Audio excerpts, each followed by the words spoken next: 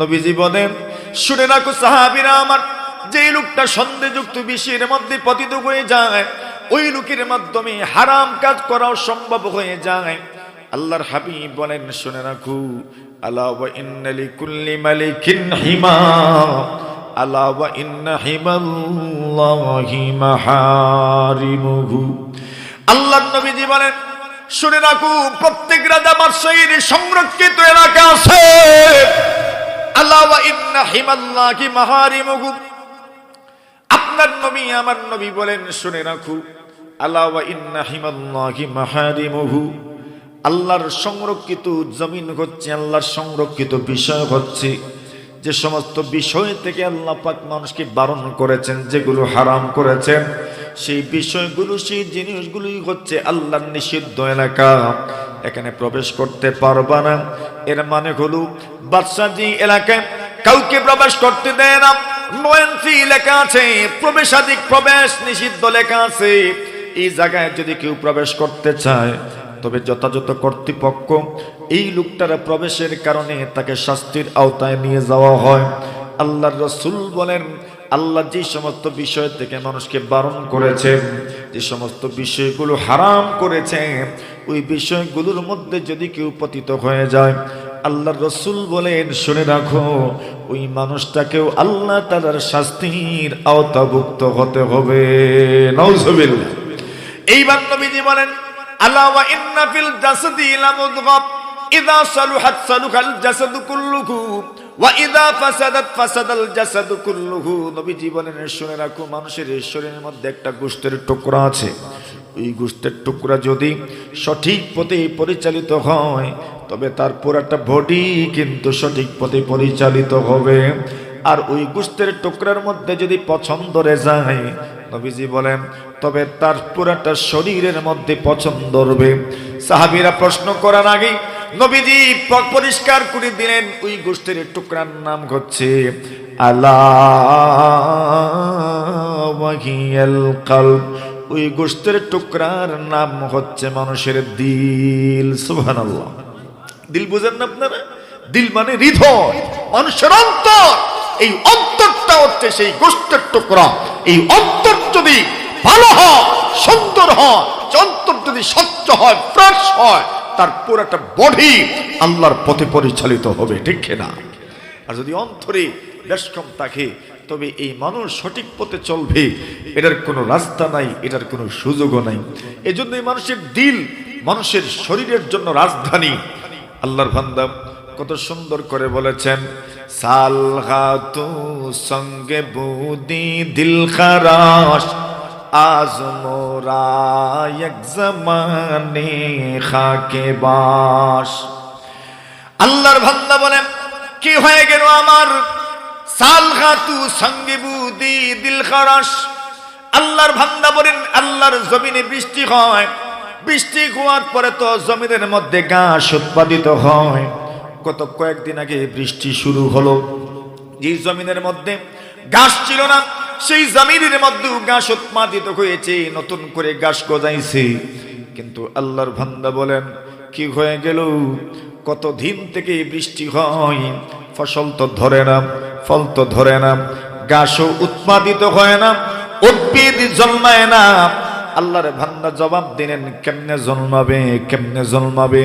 বছর বছর বৃষ্টি হয়, জমিনের মধ্যে তো ফসল হয়, কিন্তু পাথরের মধ্যে সারা বছর বৃষ্টি হলেও পাথরের মধ্যে কোনো সবুজ গাছ উৎপাদিত হয় না, ঠিক কিনা? আল্লাহর বান্দা এই জন্য বলেন, এরে আল্লাহর ওয়ালি, দরবাগারা কি সুমদ সর সবজে সাম আজ মোরা। আল্লাহর বান্দা বলেন, তুমি মনে রাখো, যদি তুমি এই দুনিয়াতে কিছু দিতে চাও, দুনিয়ার মানুষকে কিছু দিতে চাও, আল্লাহর বান্দা বলেন, তুমি মাটির মতো হয়ে যাও, খাক সুতা গুলবরু রঙ রঙ, মাটি হয়ে যাও। দেখবা মাটির থেকে যত রঙের ফসল হয়, যত রঙের ফল হয়, তুমি মাটির মতো হয়ে দেখো না, আল্লাহ তাআলা তোমার মধ্যে এত সুন্দর সুন্দর গুণের সমাহার ঘটায়া দিবেন, সারা পৃথিবীর মানুষ আপনার মাধ্যমে উপকৃত হবে, ঠিক কিনা? কিন্তু পাথর দিলের মানুষ যদি হও তবে তোমার মাধ্যমে সমাজের কেউ উপকৃত হবে না। নবীজি বলছেন যদি কোনো মানুষ হালাল খায় তার প্রথম লাভটা হচ্ছে নব্বরাল্লাহু কালবা, আল্লাহ তার অন্তরটাকে আলোকিত করে দিবেন। সুবহানাল্লাহ। 2 নম্বর বলেন ওয়া আজরা ইয়ানাবিয়াল হিকমাতি মিন কলবিহি আলা লিসানি। আল্লাহর হাবিব বলেন যে মানুষ 40 দিন পর্যন্ত হালালে অভ্যস্ত হয়ে যাবে, রাসূল বলেন আল্লাহ তাআলা তার জবানটা জ্ঞান বিজ্ঞান হিকমত ইলম মারিফতের ঝর্ণা দ্বারা বানায় দিবেন। নদী দিয়ে ঝর্ণা দিয়ে যেমন ভাবে পানি প্রবাহিত হয়, আল্লাহ রাসূল বলছেন ওই মানুষের অন্তরটা পরিষ্কার হয়ে যাওয়ার কারণে আল্লাহ তার জবান থেকে ইলম মারিফতের কথা বের করবেন। সুবহানাল্লাহ। 3 নম্বরে নবীজি বলেন মান আকালা তাইয়্যিবা ওয়া আমিলা ফি সুন্নতি ওয়া আমিরান নাসু বাওয়াইকাহু দাখালাল জান্নাহ। আল্লাহ রাসূল বলেন কোন মানুষ যদি আমার সুন্নতের উপর আমল করনেওয়ালা হয়ে যায়, কোন মানুষ যদি এমন ভাবে জীবন যাপন করে যে সমাজের মানুষ তার অনিষ্ট থেকে নিরাপদ থাকে, তার জবানের মাধ্যমে কাউকে কষ্ট দেয় না, তার হাতের মাধ্যমে কাউকে কষ্ট দেয় না, তার ব্রেইনের মাধ্যমে তার জ্ঞানের মাধ্যমে তার বুদ্ধি বিবেকের মাধ্যমে কাউকে কষ্ট দিল না, তার সম্পদের কারণে ক্ষমতার অপব্যবহার করে অথবা ইলমের কারণে কোন মানুষকে কষ্ট দিল না, আল্লাহর নবীজি বলছেন ওয়াকানা তাইয়্যিবা, এবং সে হালাল খাইতে যদি অভ্যস্ত হয়ে যায়, রাসূল বলেন দাখালাল জান্নাহ, মারা যাবে আর মহান আল্লাহর জান্নাতের মেহমান হয়ে যাবে। সুবহানাল্লাহ।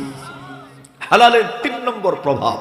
4 নম্বর প্রভাব রাসূলুল্লাহ সাল্লাল্লাহু আলাইহি ওয়াসাল্লাম বলেন, এই হাদিসটা বর্ণনার আগে এই হাদিসের একটা প্রেক্ষাপট যেটা, সেই প্রেক্ষাপটটা তুলে ধরার দরকার। আব্দুল্লাহ ইবনে আব্বাস রাদিয়াল্লাহু তাআলা আনহুমা এই হাদিস বর্ণনা করেছেন। কষ্ট হচ্ছে আপনাদের? আমার কথা বুঝেন তো আপনারা? মাশাআল্লাহ, খুশি তো আপনারা? আনন্দের সাথে বসছেন তো? আলহামদুলিল্লাহ। হযরত আব্দুল্লাহ ইবনে আব্বাস নবীজির চাচাতো ভাই আব্দুল্লাহ ইবনে আব্বাস রাদিয়াল্লাহু তাআলা আনহুমা উনি নিজে বর্ণনা করছেন, একদিন আমরা নবী আকরাম সাল্লাল্লাহু আলাইহি ওয়াসাল্লামের মজলিসের মধ্যে উপস্থিত ছিলাম।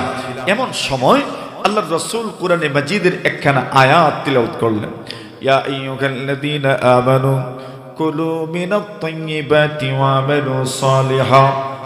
আল্লাহ বলছেন নবীরা, আল্লাহ বলছেন ঈমানদারেরা, আল্লাহ বলছেন হে লোক সকল, তোমরা আল্লাহর জমিনের পবিত্র জিনিস তোমরা ভক্ষণ করো। আল্লাহর বান্দা নবী জান্নাতের সুসংবাদ প্রাপ্ত সাহাবী সাদ ইবনে আবি ওয়াক্কাস রাদিয়াল্লাহু তাআলা আনহু এই মজলিসে উপস্থিত ছিলেন। উনি দাঁড়ায় গেলেন আর বললেন, ইয়া রাসূলুল্লাহ, আমার জন্য দোয়া করেন, আল্লাহ যেন আমাকে মুস্তাজাবুদ দাওয়া বানায়া দেন। সুবহানাল্লাহ। আল্লাহ যেন আমাকে এমন একটা পর্যায়ে নিয়ে যান, আমি যেই দোয়া করি সেই দোয়া যেন কবুল হয়ে যায়। সুবহানাল্লাহ বলেন। ছিলেন তো হযরত শেখ বালিয়া রাহমাতুল্লাহি আলাইহি, ওনার পীর হযরত নূরউদ্দিন গওহরপুরী রাহমাতুল্লাহি আলাইহি, ওনার পীর হযরত হোসেন আহমদ মাদনী নওয়ারাল্লাহু মারকাদা মুস্তাজাবুদ দাওয়া ছিলেন, যেই দোয়া করতেন সেই দোয়া আল্লাহ কবুল করেন। তো সাদ ইবনে আবি ওয়াক্কাস নবীজির কাছে দরখাস্ত করেছেন, ইয়া রাসূলুল্লাহ, আমার জন্য দোয়া করুন, আল্লাহ যেন আমাকে মুস্তাজাবুদ দাওয়া বানায় দেন, দোয়া করলেই যেন দোয়া কবুল হয়। আল্লাহর হাবিব বলেন, ইয়া সাদ, আমি তোমার জন্য দোয়া করি, তোমাকে মুস্তাজাবুদ দাওয়া বানায় দিলাম। আমি তোমার জন্য দোয়া করলাম আর তুমি এমন পজিশনে পৌঁছে গেলে, এর মাধ্যমে শুধু তোমার লাভ হলো, তোমার উপকার হলো, তুমি ফায়দামন্দ হলে, তুমি উপকৃত হলে, কিন্তু আমার অন্য কোন উম্মত এর মাধ্যমে তো উপকৃত হবে না। আমার সকল উম্মতের জন্য উন্মুক্ত করে দিলাম। আল্লাহ রাসূল বলেন, সাদ রে, আমি তোমাকে একটা আমলের কথা বলে দিচ্ছি, তুমি যদি আমল করো তুমি এমন পজিশনে পৌঁছে যাবে, তোমার পরবর্তী আর কেউ যদি আমল করে তারাও এই পজিশনে পৌঁছে যাবে। নবীজি বলেন, আতিবে মাতাআমাত তাকুন মুস্তাজাবাদ দাওয়া। আল্লাহর হাবিব বলেন, তুমি তোমার খাদ্য হালাল বানায় নাও, হালাল খাদ্য খাওয়ার জন্য অভ্যস্ত হয়ে যাও, নবীজি বলেন যে দোয়া করবা প্রতিটা দোয়া আল্লাহ কবুল করে নেবেন। এরপর নবীজি বলছেন হারামের কুফল কি? ওয়া ইন্নাল আবদা লা ইয়াগযিফুল লুকমাতাল হারামা ফি জাওফি মা ইউতাকাব্বালু মিনকু আমালু 40 ইয়াওমান। আল্লাহর হাবিব বলেন কোন মানুষ যদি এক লুকমা হারাম তার পেটের ভিতরে ঢোকায়, কথা বুঝেন তো? কয় লুকমা, লুকমা বুঝেননি আপনারা? আপনাদের স্থানীয় ভাষায় কি বলছে? শিখে যাই আমি কমপক্ষে আপনাদের এটা এক লঙ্কা। আচ্ছা, আল্লাহর হাবিব বলেন ওয়া ইন্নাল আবদা লা ইয়াকযিফুল লুকমাতাল হারামা ফি জাফিহি। রাসূল বলেন আমার কথা নয়, আপনাদের রাসূলের কথা, আপনাদের নবীজির কথা। হাবিব সাল্লাল্লাহু আলাইহি ওয়াসাল্লাম বলেন কোন মানুষ যদি এক লুকমা হারাম খাবার তার পেটের ভিতরে ঢোকায়, রাসূল বলছেন মা ইউতাকাব্বালু মিনহু আমালু 40 ইয়াওমা। নবীজি বলেন 40 দিন পর্যন্ত তার কোনো আমল আল্লাহর দরবারে কবুল হয় না।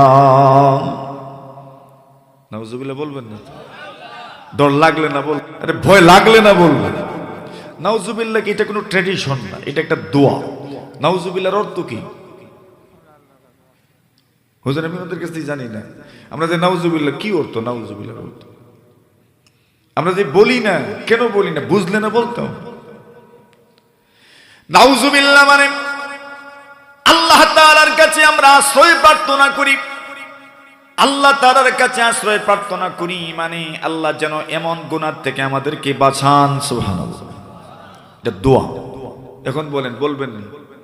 বলেন, জোরে বলেন। আল্লাহ তাআলা আমাদেরকে হেফাজত করুক, আমিন। আল্লাহর হাবিব বলেন ওয়া ইন্নাল আবদা লা ইয়াগযিফুল লুকমাতাল হারামা ফি জাওফিহি। কোন মানুষ যদি তার কলবে, তার ভিতরে, তার পেটের ভিতরে এক লুকমা হারাম ঢোকায়, নবীজি বলেন 40 দিন পর্যন্ত তার কোনো আমল মহান আল্লাহর দরবারে কবুল হয় না।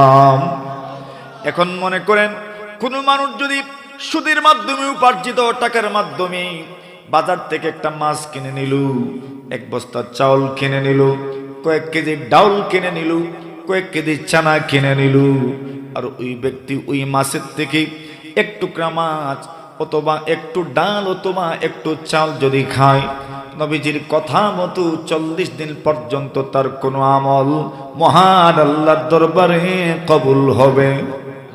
জোরে বলেন।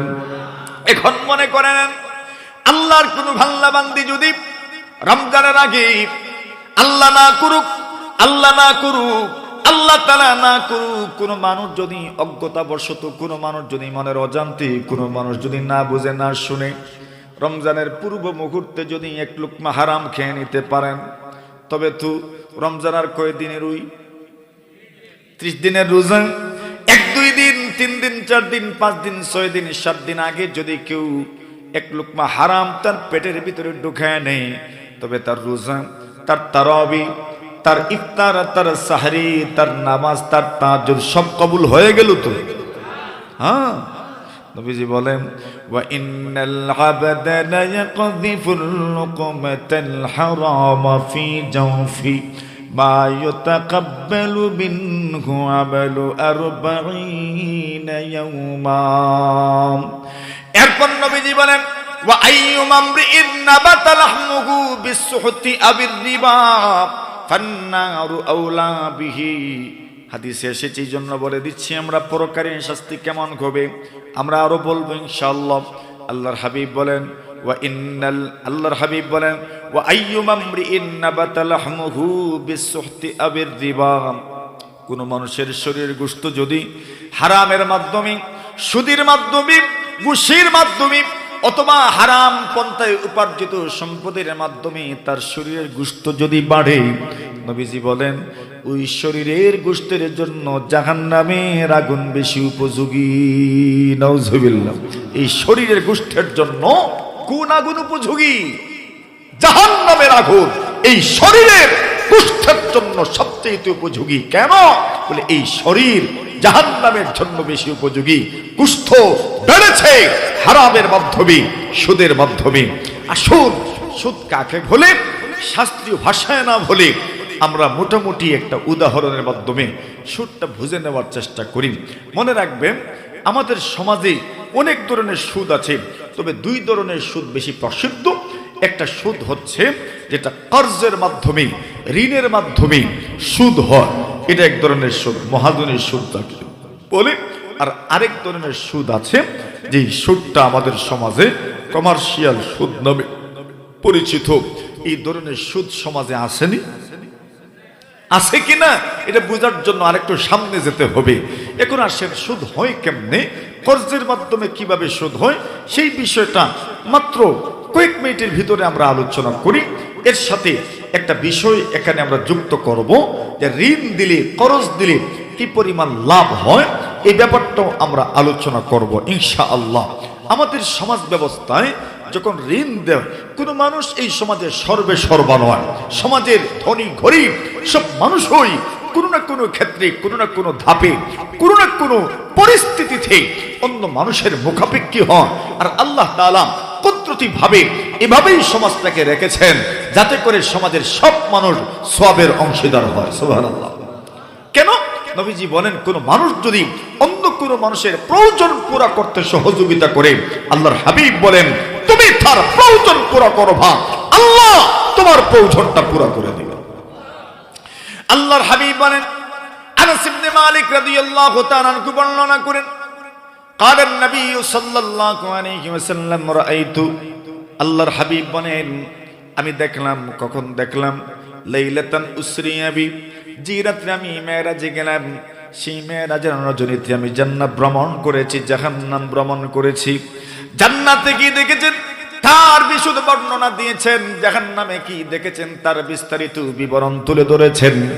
আমি ওই দিকে যাব না, শুধু ওই কথাটা আমাদের আলোচনার সাথে সম্পৃক্ত, এই জন্য বলছি। রাসূল বলেন, আমি যখন জান্নাতে গেলাম, জান্নাত যখন দেখলাম, আমাকে যখন জান্নাত দেখানো হলো, রাসূল বলেন, আমি জান্নাতের দরজার মধ্যে লেখা দেখেছি, রাআইতু লাইলাতান উসরিয়া বি মাকতুবান আলা বাবিল জান্নাহ ইন্নাস সাদাকাতা বিআশরি আমসালিহা।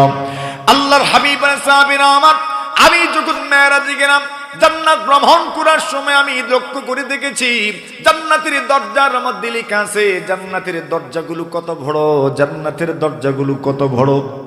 আল্লাহর হাবিব বলেন, মা বাইনা মিসরাইন মিন মাসারিল জান্নাহ আরবাউনা বাব।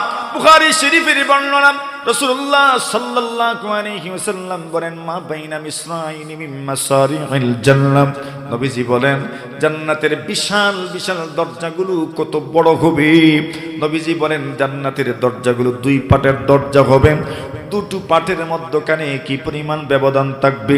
নবীজি বলেন, 40 বছর কোন মানুষ যদি চলাফেরা করে, 40 বছর পর্যন্ত কোন মানুষ যদি দৌড়াতে থাকে, হাঁটতে থাকে, ওই লোকটা যত দূর যেতে পারবে, জান্নাতের দরজার দুইটা পাটের মধ্যখানে এই পরিমাণ দূরত্ব থাকবে। সুবহানাল্লাহ। আল্লাহ নবীজি বলেন, আমি সেই জান্নাতের দরজার মধ্যে লেখা দেখেছি, ইন্নাস সাদাকাতা বিআশরি আমসালিহা, কোন মানুষ যদি সাদকা দেয় তবে 10 নেকি দান করা হয়।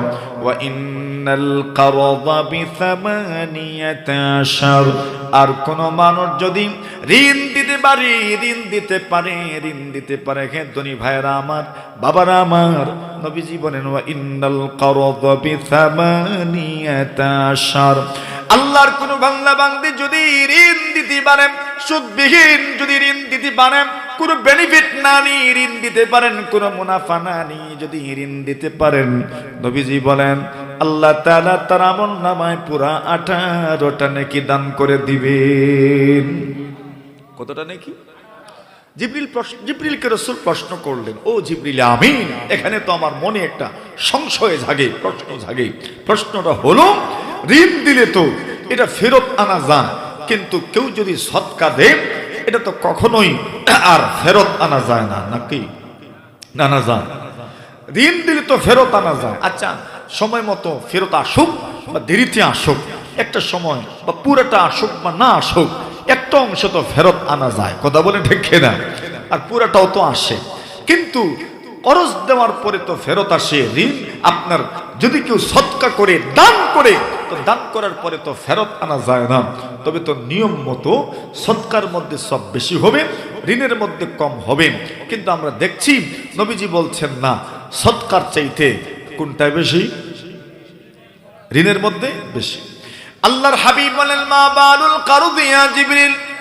আল্লাহর হাবিব বলেন, জিবরিল আমিন, ঋণের মধ্যে সওয়াব বেশি, করজের মধ্যে সওয়াব বেশি, সদকার চাইতে ঋণের মধ্যে সওয়াব বেশি, কারণ কি?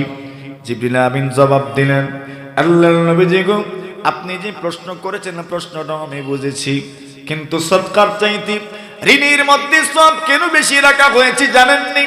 আগু নবীজি, এই পৃথিবীর মধ্যে অনেক অনেক মানুষকে সদকা দেওয়া হয়, যে ব্যক্তির এই মুহূর্তে প্রয়োজন নাই এমন মানুষকেও কিন্তু সদকা দেওয়া হয়। কথা বলেন ঠিক কিনা? কেন? যাকে সদকা দেওয়া হচ্ছে ওই লোকটা স্বীকৃত গরিব, এলাকার মধ্যে একজন প্রসিদ্ধ মিসকিন মানুষ, এই জন্য তাকে দেওয়া হচ্ছে।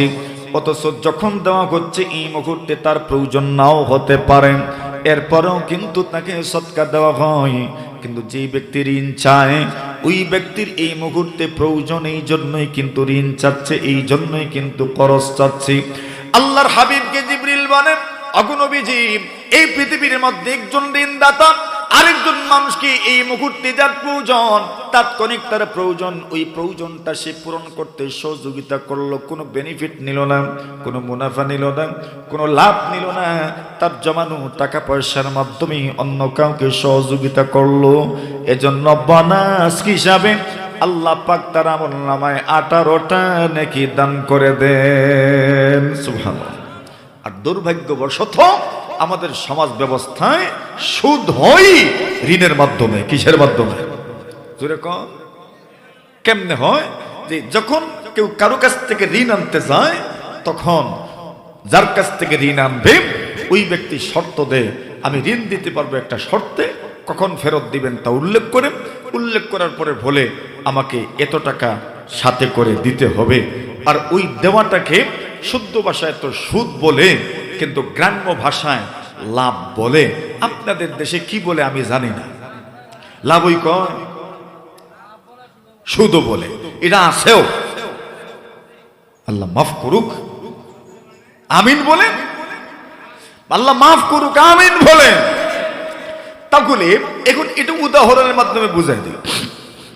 মনে কর এখন ঋণের মধ্যে কি লাভ বুঝছেন তো না? বুঝেন নাই? কি লাভ? ঋণ দিলে সদকার চাইতে বেশি নাকি কোন জায়গায়? ঋণে।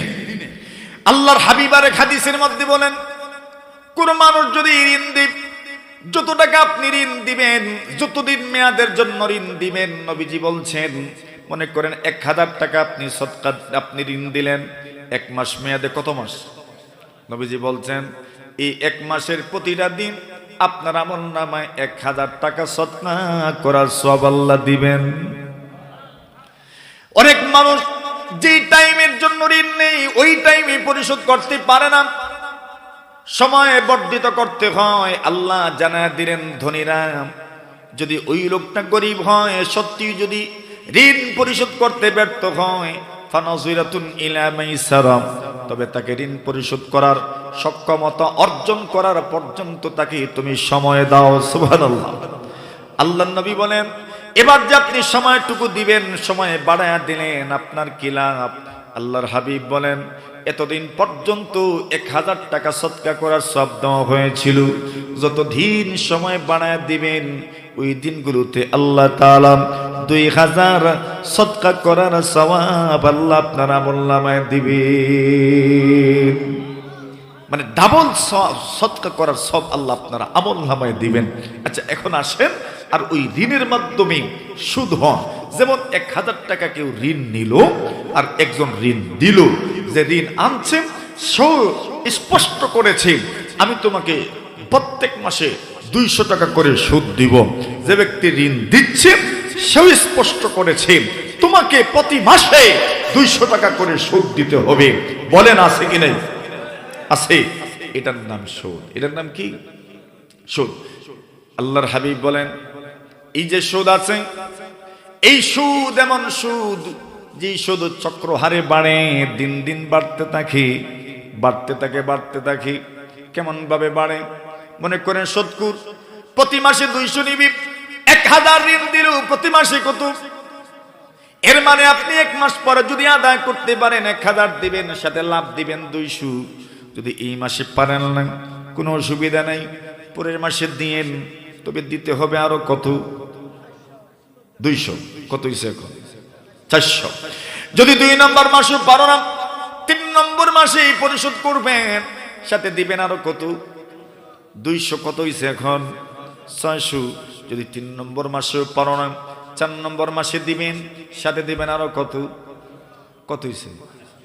যদি 4 নম্বর মাসে পারো না, 5 নম্বর মাসে পরিশোধ করবা, সাথে দিবা আরো কত? এবার কত হইছে? এখন কি হইছে? ওইটাকে কি বলে আপনাদের দেশে? ঋণ ছিল কত, সুদ হইছে কত?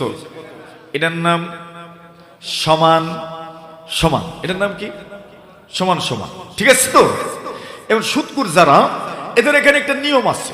নিয়মটা হলো, যখন লাভ মূল পুঁজির সমান হয়ে যাবে, এটা কথার কথা আর কি, তখন ওই লাভটাকেও মূল পুঁজির সাথে যুক্ত করা হবে।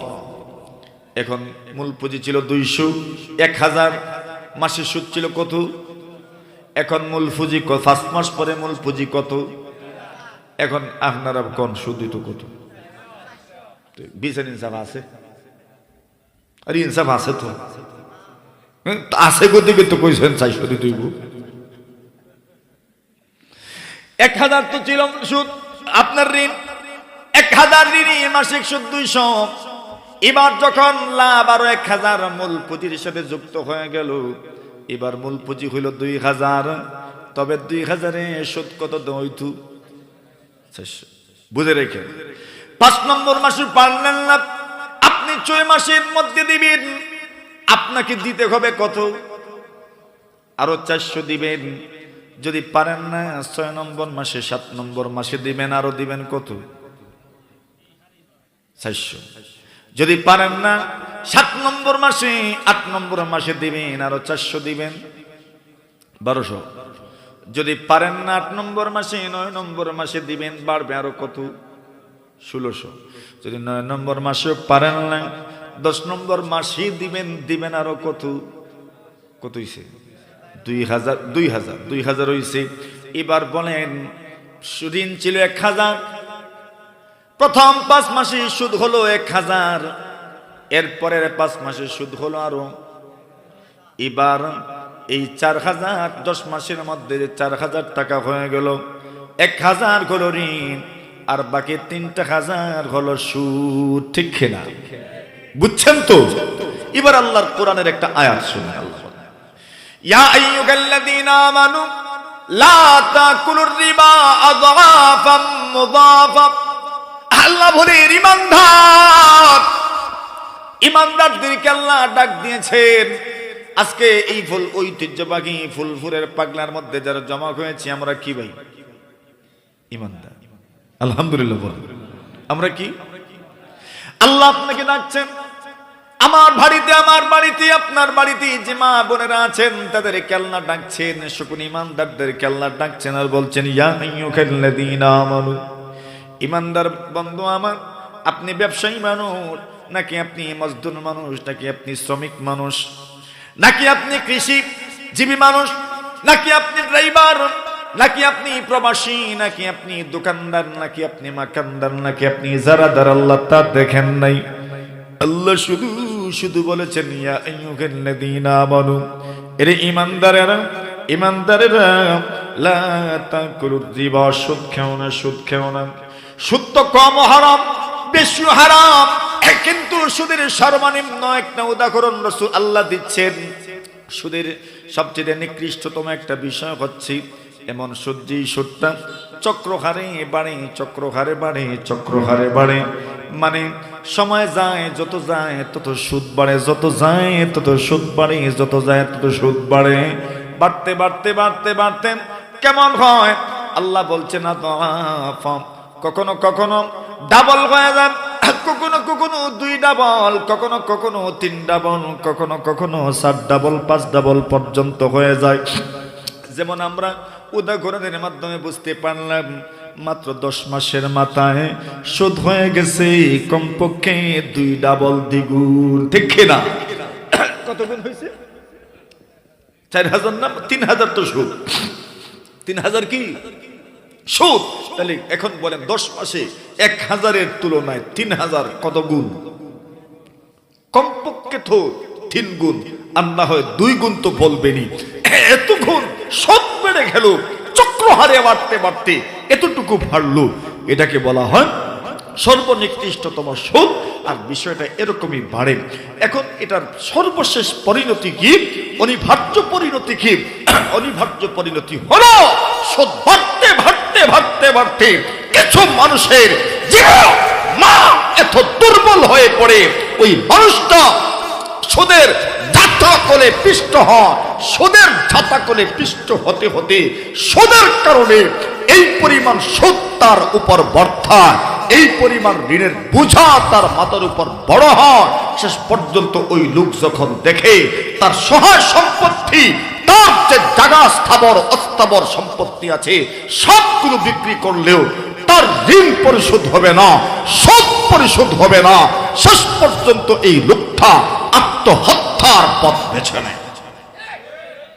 আসেনি সমাজে অনেক ব্যবসায়ীরা আছে যাদের কাছে ব্যাংক সরাসরি আসে লোন দেওয়ার জন্য। আছে না? সরাসরি আসে লোন দেওয়ার জন্য। সে বিষয়ে সময় হলে কথা হবে, কথাগুলো অনেক লম্বা। এখন আসছেন সুদের একটা প্রকার আমরা বুঝতে পারলাম, সেটা হচ্ছে কি যে সুদ ঋণের মাধ্যমে সুদ বাড়ে, যেটা আমরা এতক্ষণে বুঝতে পারলাম। আসেন এর সাথে একটা গুরুত্বপূর্ণ কথা আমরা যুক্ত করি। কথাটা হলো ঋণের মাধ্যমে যে সুদ হয়, এখানে শুধু সুদখোর যারা এদের দায় তো আছেই, এদের সাথে সাথে ঋণ গ্রহীতা যারা এদের দায়ও আছে। নাই? এদের দায় নাই? নবীজি বলেন, ইমামে বুখারী রাহিমাহুল্লাহু তাআলা কাদাউদ দুজুন ঋণ পরিশোধ করবেন এই অধ্যায় এই ব্যাপারে হাদিস উল্লেখ করেছেন। নবীজি সাল্লাল্লাহু আলাইহি ওয়াসাল্লাম বলেন, মান আখাযা আমওয়ালান নাস ইউরিদু আদা আদাল্লাহু আন ওয়া মান আখাযা আমওয়ালান নাস ইউরিদু ইতলাফাহা আতলাফাহুল্লাহ। নবীজি বলেন, এই পৃথিবীর মধ্যে যত মানুষ অন্য মানুষের সম্পদ অন্যায়ভাবে গ্রাস করে, অন্যের সম্পদ যখন গ্রহণ করে তার নিয়ত হলো সে পরিশোধ করবে না। আল্লাহর হাবিব বলেন, অন্যের সম্পদ নষ্ট করার জন্য আপনি নিয়ত করলেন, নবীজি বলেন তুমি তাকে নষ্ট করো নাই, আল্লাহ তোমাকে ধ্বংস করে দিবে। নাউজুবিল্লাহ।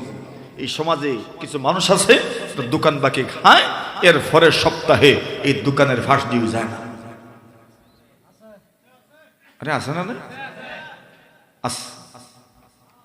এই লোকটা যে এখানে বাকি করলো উদ্দেশ্য হলো মাইরা খাইব। আল্লাহর রাসূল বলছেন আল্লাহ তোমাকে ধ্বংস করে দিবেন, তুমি মনে রেখো। কিন্তু যদি তুমি ঋণ গ্রহণ করার সময় তোমার দোকানে বাকি যখন তুমি করবে, তখন উদার যখন আনবে ওই সময় তোমার নিয়ত ছিল তুমি পরিশোধ করবে। আল্লাহর হাবিব বলেন, আদাল্লাহু আন, তুমি যদি পারো না, তোমার নিয়তের কারণে মহান আল্লাহ তোমাকে পরিশোধ করতে সহযোগিতা করবেন। আর রাস্তা কম কে সহযোগিতা করবে? বুখারী শরীফের বর্ণনা। একটা ঘটনা বলবো, ছোট খুব লম্বা না, খুব সংক্ষেপেই বলবো আমি একটা ঘটনা। যে কেউ যদি ঋণ পরিশোধ করার নিয়ত করে আল্লাহ যে তাকে সহযোগিতা করেন। ইমাম বুখারী আলাইহির রাহমা বুখারী শরীফের মধ্যে অনেক জায়গায় এই হাদিসখানা উল্লেখ করেছেন। আল্লাহর হাবিব সাল্লাল্লাহু আলাইহি ওয়াসাল্লাম বলেন, বনি ইসরাইলে একজন ধনাঢ্য ব্যক্তি, খুব ধনী মানুষ, মানুষকে ঋণ দিত, মানুষ তার কাছ থেকে ঋণ গ্রহণ করার জন্য যেত, ঋণ গ্রহণ করত। এখন আর ওই সমাজে একজন মানুষ চিনে বড় সৎ মানুষ হঠাৎ করে বিপদগ্রস্ত হলেন, তার কিছু নগদ টাকার দরকার, প্রায় 1000 দিনার। আর 1000 দিনারের মানি এক্সচেঞ্জে যদি আমরা কারেন্সি মুদ্রা বিনিময় করি তাহলে বর্তমান দুনিয়ার হিসাব করলে প্রায় কয়েক কোটি টাকা। এত বিশাল পরিমাণ টাকা ঋণ আনার জন্য আল্লাহর বান্দা ঘর থেকে বের হয়েছে। প্রয়োজন পড়লে তো করতেই হবে। এখন ঋণ দেওয়ার মতো মানুষ এই অঞ্চলে নাই। লোকটা যেতে যেতে মধ্যখানে একটা নদী আছে, নদী পার হয়ে ওই পারের যে প্রসিদ্ধ মানুষ যিনি ঋণ দেন ওই লোকের কাছে গেছে। সেখানে যাওয়ার পরে আল্লাহর বান্দাকে বললেন যে আমি একজন বিপদগ্রস্ত মানুষ, আমি এসেছি আপনার কাছ থেকে ঋণ নিব। জিজ্ঞাসা করলেন কি পরিমাণ? বলছেন 1000 দিনার। এমন ফিগার বলেছেন চোখ কপালে উঠে যাওয়ার মতো। এত বিশাল পরিমাণ, বিশাল অঙ্কের একটা ঋণ। এই লোকটা এত সৎ ছিলেন, এত সজ্জন ছিলেন, এত হৃদয়বান ছিলেন। আল্লাহর বান্দা জিজ্ঞাসা করলেন ভাই তুমি যে আমার কাছ থেকে ঋণ গ্রহণ করছো সাক্ষী থাকবেন কে? সুবহানাল্লাহ বলেন। এখানে কি বুঝলাম আমরা? ঋণ দেওয়ার সময় কি রাখা? সাক্ষী রাখা, লিখেও রাখা। আমরা অনেকে একটা করি আর একটা করি না।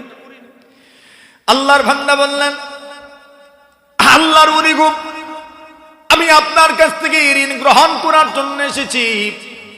ঋণ গ্রহণ করার যত প্রক্রিয়া, সেই প্রক্রিয়া কেমন হবে তা তো জানি না। সাক্ষী কাকে মানব? আমাকে তো কেউ চেনে না, জানে না। এই দুনিয়াতে আমি কাকে সাক্ষী মানব? আল্লাহর বান্দা বলেন সাক্ষী না মানলে তো হবে না, কাউকে না কাউকে তো সাক্ষী মানতে হবে। আল্লাহর বান্দা বলেন আল্লাহর ওলি গো, আপনি যদি আমার কথার সঙ্গে একমত হন তবে আমি একটা প্রস্তাব দিচ্ছি।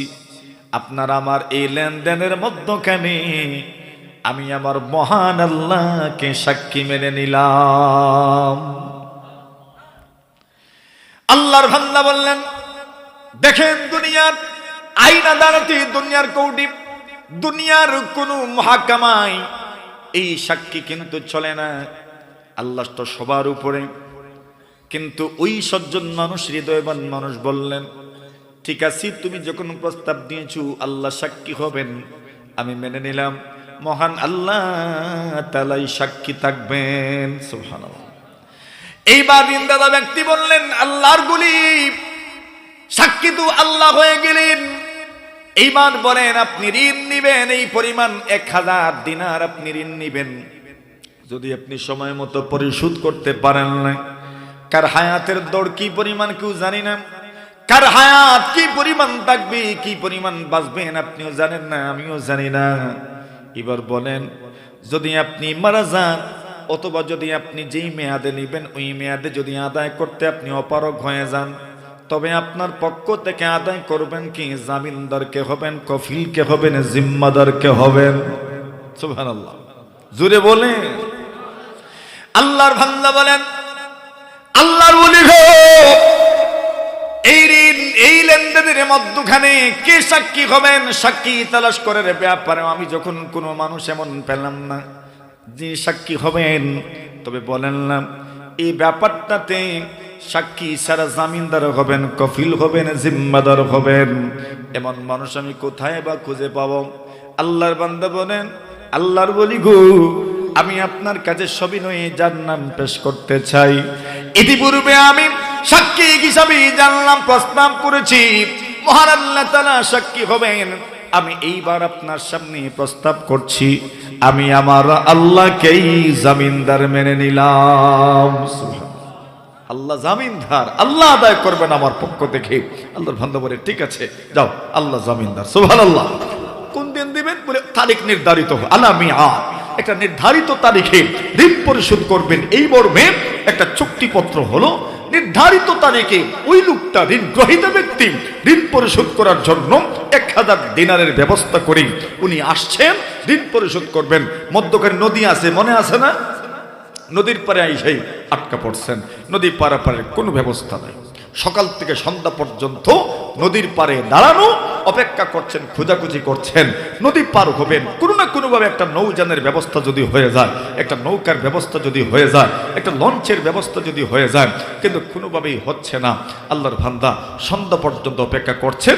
আর ওদিকে ঋণ দাতা ব্যক্তি ঋণ পরিশোধ করা, ঋণ উসুল করার জন্য উনি এসেছেন নদীর পারে, আর সন্ধ্যা পর্যন্ত অপেক্ষা করেন, আর মনে মনে ভাবেন, আরে লোকটা করলো কি, লোকটা করলো কি, আল্লাহকে সাক্ষী মানলো, আল্লাহকে জামিনদার মানলো, আল্লাহর নাম নিয়ে লোকটা আমার সাথে ধোঁকাবাজি করলো, প্রতারণা করলো, এই লোকটা এত বড় গাদ্দার হবে আমি তো কল্পনাও করতে পারি নাই।